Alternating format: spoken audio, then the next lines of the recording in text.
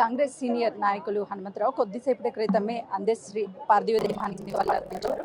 అందశ్రీ మరణం అనేది ఎవరు జీర్ణించుకోలేకపోతున్నారు.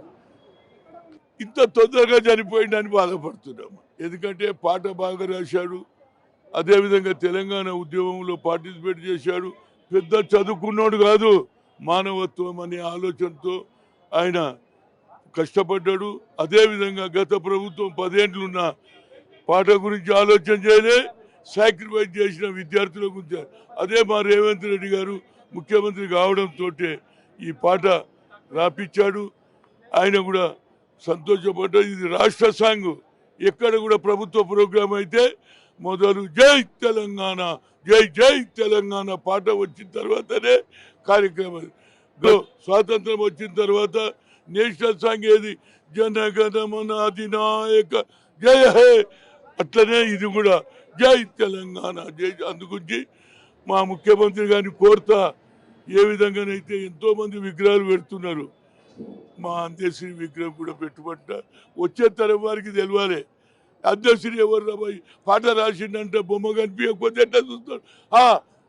అందశ్రీ ఆడ కూడా పోయి జై తెలంగాణ అని పిల్లలు వాడతారు. ఆ గుర్తింపు ఇవ్వాలని ముఖ్యమంత్రి గారిని కోరుతా. ఏదైనా నాకు మంచి మిత్రుడు పోయాడు, ఏడగలిసిన హనుమంతన్న అనేది నన్ను బాగా మాట్లాడేది. నా ప్రగాఢ సంతాపం. వాళ్ళ కుటుంబ సభ్యులకు భగవంతుడు ఆయుధారోగ్యాలు ఇవ్వాలని కోరుతున్నా.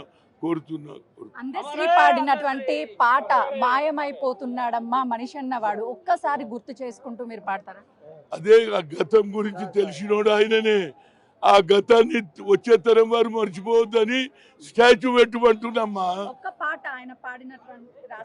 ఇక చూడండి, ఆయన చాలా పాటలు పాడారు కానీ జై తెలంగాణ జై జై తెలంగాణలో అందరి మనసులలో ఉన్నది. నేను కూడా ఇక్కడ ఉంటే జనగణమన ఏ విధంగా పాడుతానో ఈ పాట కూడా నేర్చుకొని ఏడవైన జై తెలంగాణ జై జై తెలంగాణ పాట నేను కూడా నేర్చుకోవాలని నువ్వు ఇచ్చిన సలహాను నేను స్వీకరిస్తున్నా. Thank you. ప్రభుత్వం ప్రత్యేక గుర్తింపు ఇచ్చారు మీరు వచ్చిన తర్వాత. ఇప్పుడు వాళ్ళ కుటుంబానికి ఏ విధంగా అండగా ఉండబోతుంది? కుటుంబంకు అన్ని చేస్తాడు కేసీఆర్. మన రేవంత్ రెడ్డి అది వదిలేసేయండి. ఆయన ఒక మానవత్వం ఉన్న వ్యక్తి. వాళ్ళ కుటుంబాలను పూర్తిగా ఆదుకుంటాడు. ఎంతో మంది పిల్లలకు సాయం చేస్తున్నాడు, చదువుకున్నటువంటి వాళ్ళకు. అందశ్రీకి చేయడా తప్పనిసరిగా ఈ మాట కూడా ముఖ్యమంత్రి గారికి చెవులో వేస్తా. వాళ్ళ కుటుంబాన్ని ఆదుకోవడానికి నా పూర్తి ప్రయత్నం చేస్తా. Thank you.